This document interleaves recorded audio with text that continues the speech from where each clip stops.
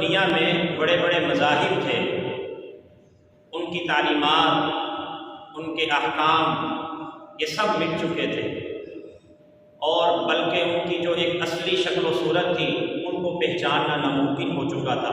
جو منافق لوگ تھے، ناخدا ترس لوگ تھے، بے ضمیر رہنما تھے، ان کی ذاتی اغراض کی وجہ سے وہ مذاہب، ان مذاہب کی تعلیمات، ان کے احکامات، ان کے قوانین یہ سب تحریف ہو چکے تھے، سب بدل چکے تھے، مٹ چکے تھے۔ بلکہ اگر ان مذاہب کے جو بانیان تھے اگر وہ واپس آتے اور ان مذاہب کو دیکھتے تو ان کو بھی اپنے مذاہب کو پہچاننا مشکل نہیں بلکہ ناممکن ہو چکا تھا۔ اس وقت کے جو بڑے مذاہب تھے ان میں ایک یہودی مذہب تھا۔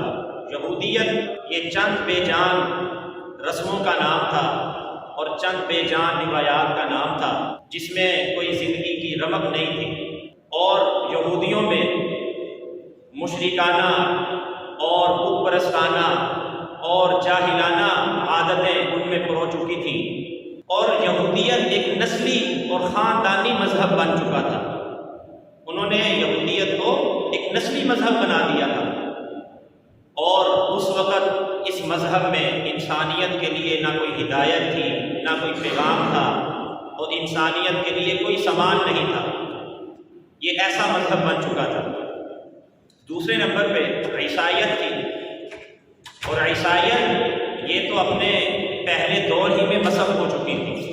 حضرت عیسیٰ علیہ السلام کے اللہ تعالیٰ نے جب ان کو اوپر آسمانوں میں اٹھا لیا تو ان کے چلے جانے کے بعد ہی شروع ہی میں عیسائیت مٹ چکی تھی۔ انجیل میں رد و بدل ان لوگوں نے کر دیا تھا، اور بلکہ عیسائیت میں بت پرستی حضرت عیسیٰ علیہ السلام کے جانے کے بعد فوراً آ چکی تھی، شروع ہی میں آ چکی تھی۔ انہوں نے حضرت مریم کو خدا بنا لیا، حضرت عیسیٰ علیہ السلام کو خدا بنا لیا، حضرت عیسیٰ علیہ السلام کے خدا کے بیٹے ہونے کے قائل ہو چکے تھے۔ تو اس طریقے سے انہوں نے اس وقت کے جو لوگ تھے، عیسائیت بھی مسخ ہو کے رہ چکی تھی، عیسائیت بھی اپنی اصلی شکل میں نہیں تھی، اس میں بھی بت پرستی اور جاہلیت پرو چکی تھی۔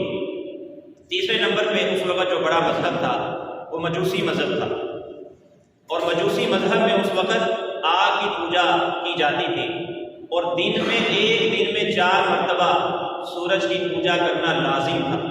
اس کے علاوہ چاند کی، آگ کی اور ستاروں کی پوجا الگ تھی، اور آتش کدے وہ بجھنے نہیں دیتے تھے۔ ان پہ یہ حکم تھا، ان پہ لازم تھا کہ آگ بجھنے نہ پائے۔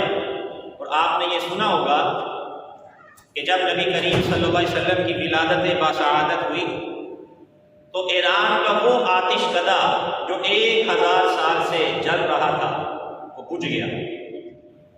تو یہ مجوسی مذہب میں آگ بجھنے نہیں دیتے تھے، اور ان کی جو تعلیمات تھی وہ بس عبادت گاہوں تک محدود تھی۔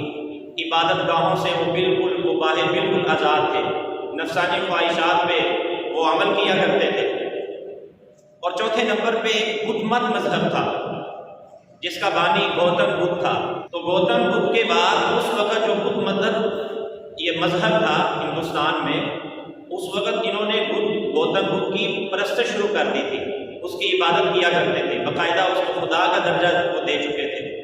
اور اسی طریقے سے یہ ہندوستان کے ایریے میں اس وقت جو ہندو مت مذہب ہے یہ بھی بہت زیادہ تھا، یہ بدھ مت سے بھی آگے نکلا ہوا تھا، اور ہندو مت میں بت پرستی دوسرے مذاہب سے زیادہ تھی۔ روایات میں لکھا ہے، تاریخی روایات میں، کہ 6 صدی عیسوی میں جب نبی کریم صلی اللہ علیہ وسلم کی ولادت باسعادت ہوئی تو اس وقت ہندوؤں کے 33 کروڑ خدا تھے۔ اتنی جاہلیت تھی، 33 کروڑ خدا تھے، ہر نفع آور چیز کو وہ اپنا خدا سمجھتے تھے، یہ ہمارا معبود ہے۔ اور عرب جہاں نبی کریم صلی اللہ علیہ وسلم کی ولادت باسعادت ہوئی، آپ کی بعثت ہوئی، اور جہاں اللہ تبارک و تعالیٰ کا سب سے پہلا گھر بیت اللہ ہے، وہاں بھی بت پرستی عام تھی۔ اگر یوں کہا جائے کہ ہر گھر صنم خانہ تھا، بت خانہ تھا، تو یہ بات درست ہوگی۔ ان کے لیے ہر علاقے کا اور ہر قبیلے والوں کا الگ الگ خدا تھا۔ صرف بیت اللہ میں 360 بت رکھے ہوئے تھے، 360 بت بیت اللہ کے اندر رکھے ہوئے تھے۔ تو انسانیت اس وقت مذہبی لحاظ سے بالکل تباہ ہو چکی تھی، انسانوں کا تعلق اللہ سے کٹ چکا تھا، اللہ سے دور ہو چکے تھے، اللہ کو بھول چکے تھے، اپنے ہاتھوں سے مورتیاں بنا کے ان کی عبادت کرتے تھے، ان کے سامنے سجدہ ریز ہوتے تھے۔